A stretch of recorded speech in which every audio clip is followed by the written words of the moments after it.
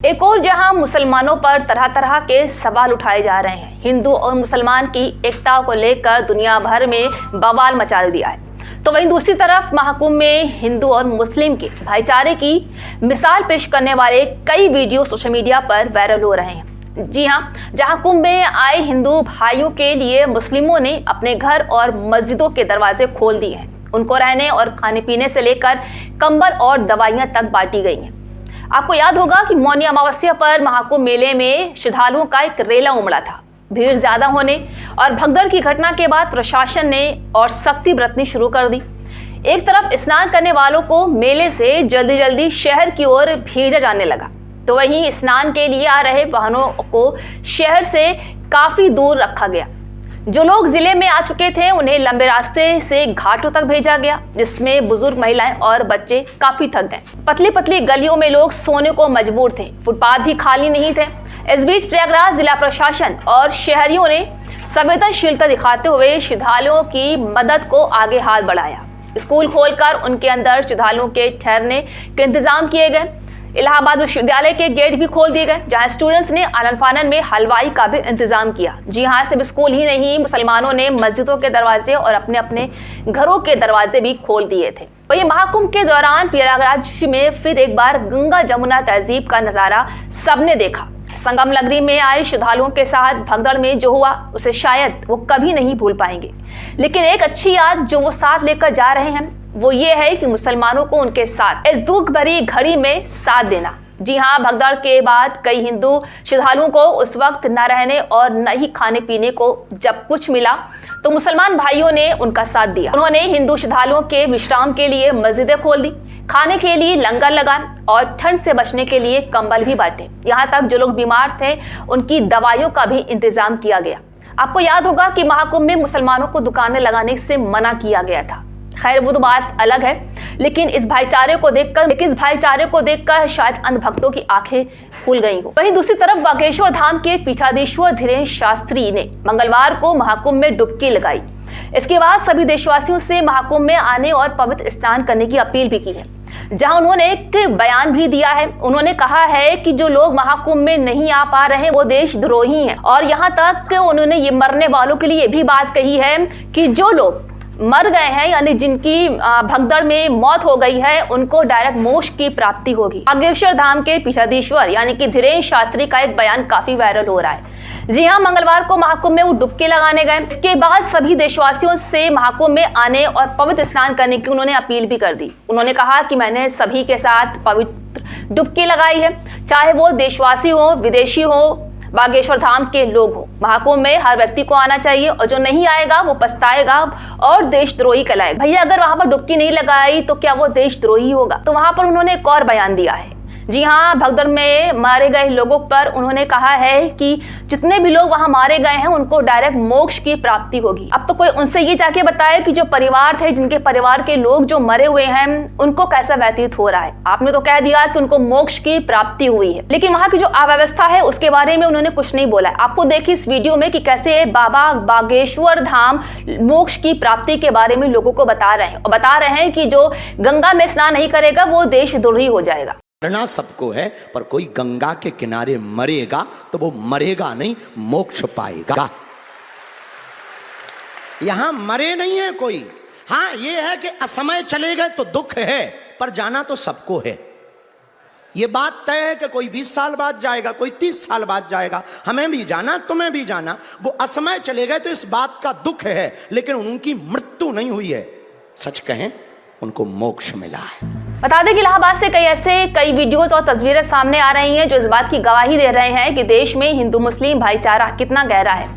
28 और 29 जनवरी की दरमियानी रात जब मौनी अमावस्या के दिन महाकुंभ में भगदड़ मची तो कई लोगों ने अपनी जान गंवा दी। भगदड़ के बाद का मंजर भयावह था। कुछ लोग रोते बिलखते अपनों की तलाश करते रहे, तो कुछ अपनों के शव को हाथ में थामे हुए कहीं बॉडी ना खो जाए इस वजह से चिंतित रहे। जहां केंद्र अस्पताल में हर तरफ खून से लथपथ लोग और लाशें ही दिखी।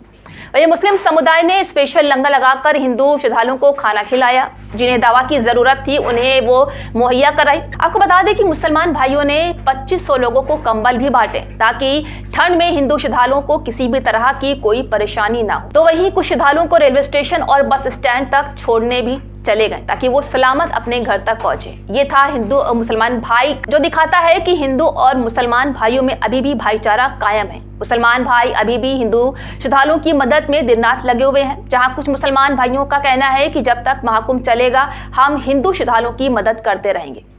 तो वही महाकुंभ में भगदड़ के बाद सीएम योगी आदित्यनाथ आज पहली बार प्रयागराज पहुंचे हैं। सीएम योगी ने इस दौरान सबसे पहले मेला क्षेत्र का हवाई सर्वेक्षण किया, इसके बाद वो घटनास्थल पर पहुंचे, जहां मौनी अमावस्या के दिन भगदड़ हुई, जिसमें 30 लोगों की जानें चली गई थी। सीएम योगी ने इस दौरान तमाम अधिकारियों से घटना की जानकारी ली और आवश्यक दिशा निर्देश दिए गए। तो वहीं योगी आदित्यनाथ ने महाकुंभ में भगदड़ वाली जगह देखी और किसे लेकर घेरा है, आप खुद देखिए इस वीडियो में। आपने देखा होगा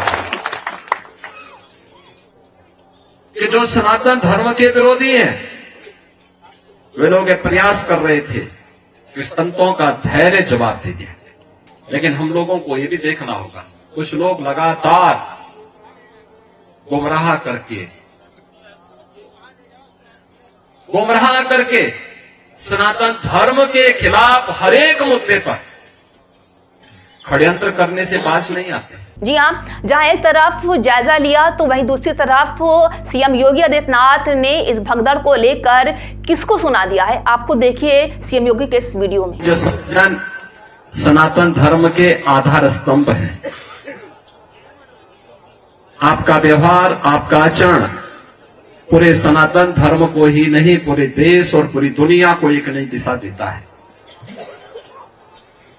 विपरीत परिस्थितियों में धैर्य से उसका सामना करते हुए, चुनौती का सामना करते हुए अपने इस अभियान को आगे बढ़ाना, क्योंकि सनातन धर्म ही मानव धर्म है।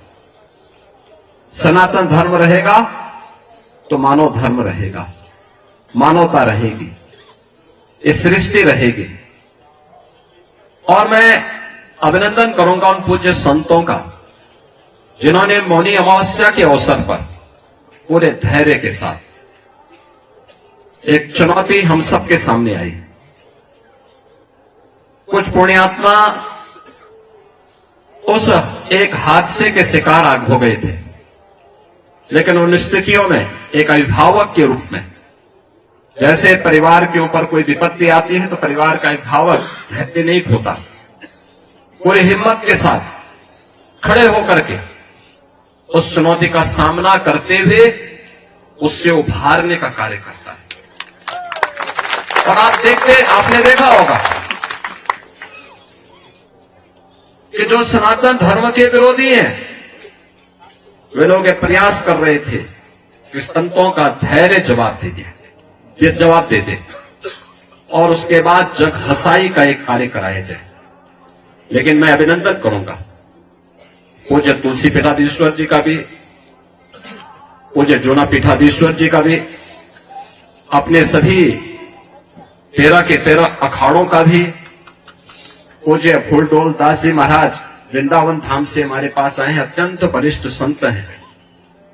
इन सभी पूज्य संतों का, जिन्होंने उन स्थितियों में पूरे महाकुंभ के आयोजन को अपना आयोजन मान करके पूरे धैर्य के साथ परिस्थितियों का सामना करते हुए पुण्यात्माओं के प्रति विनम्र श्रद्धांजलि भी की और मां गंगा के प्रति, महाकुंभ के प्रति अपने दायित्वों का निर्वहन करने के लिए भी अपने उत्तरदायित्वों का पूरी श्रद्धा, पूरी निष्ठा के साथ निर्वहन करते हुए इस आयोजन को सकुशल आगे बढ़ाए। इसी का परिणाम है कि पिछले 19 दिनों के अंदर 32 करोड़ से अधिक श्रद्धालु अब तक प्रयागराज में मां गंगा, यमुना और मां सरस्वती की इस पावन त्रिवेणी में डुबकी लगा करके पुण्य के भागीदार बने हैं। जो यहां से जा रहा है, यहां की परंपरा के बारे में, यहां की गाथा के बारे में, यहां की व्यवस्था के बारे में गुणगान कर रहा है। ये गुणगान व्यक्ति का नहीं है, सनातन धर्म का है। द्वारा है, देश और दुनिया है। लेकिन हम लोगों को ये भी देखना होगा, कुछ लोग लगातार गुमराह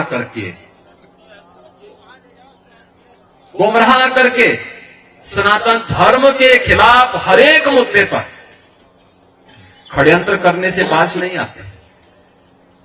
और आज से नहीं, बहुत पहले से हम लोग देखते रहे। राम जन्मभूमि, श्री राम जन्मभूमि मुक्ति आंदोलन के दौरान भी ये सभी पूज्य संत जन उस समय के भी साक्षी हैं। वे लोग उस समय, उनका व्यवहार, उनका चरित्र उस समय भी जग जाहिर था और आज भी है। ऐसे लोगों से सावधान होकर के सनातन धर्म के मूल्यों, उन आदर्शों के साथ इन पूज्य संतों के सानिध्य में हमें निरंतर आगे बढ़ना होगा, हमेशा आगे बढ़ना होगा। और जब तक पूज्य संतों का सम्मान है, सनातन धर्म का कोई बाल बांका नहीं कर सकता। अब इस बात से ये तो बात साबित होती है कि अभी भी हिंदू और मुस्लिम भाईचारा सलामत है। कहते नहीं है कि मजहब नहीं सिखाता आपस में बैर रखना, हिंदी है हम, वतन है हिंदुस्तान हमारा।